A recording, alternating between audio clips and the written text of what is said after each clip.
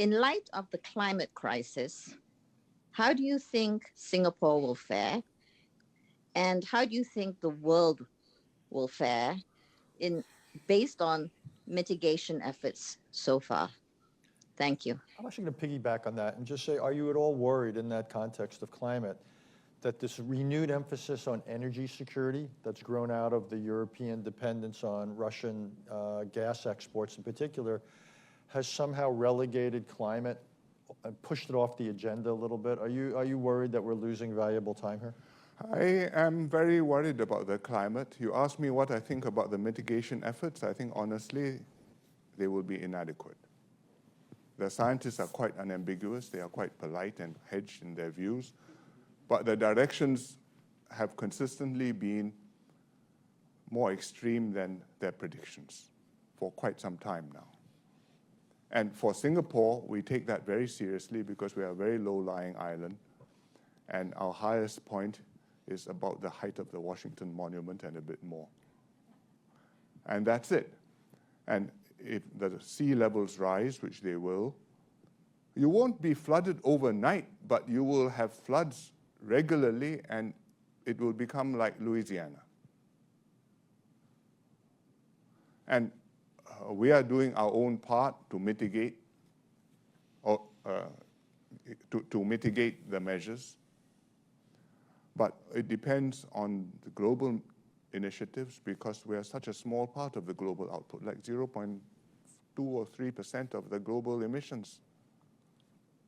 So we have to do our part and we have to show a good example, and we are hoping to reach net zero somewhere around the middle of the century, and we're trying to pin down how soon exactly that can be. But it depends on technology and it depends on carbon markets, and those are big question marks yet. Also, it depends on the international order. If you're at war with Russia, you will not be able to agree with Russia on reducing emissions, much less apportioning the responsibility for cutting carbon.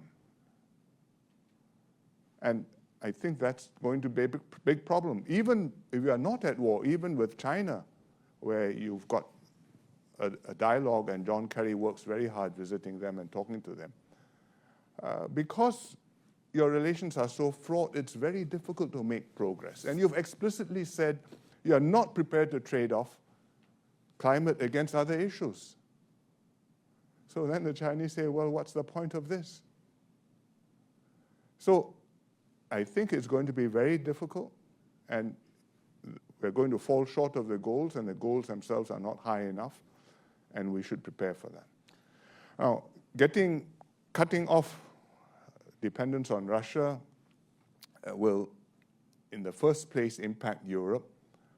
But unless the Russian oil disappears from the world and they themselves don't consume it, it's going to pop up somewhere else. And from the climate point of view, that does not solve the problem.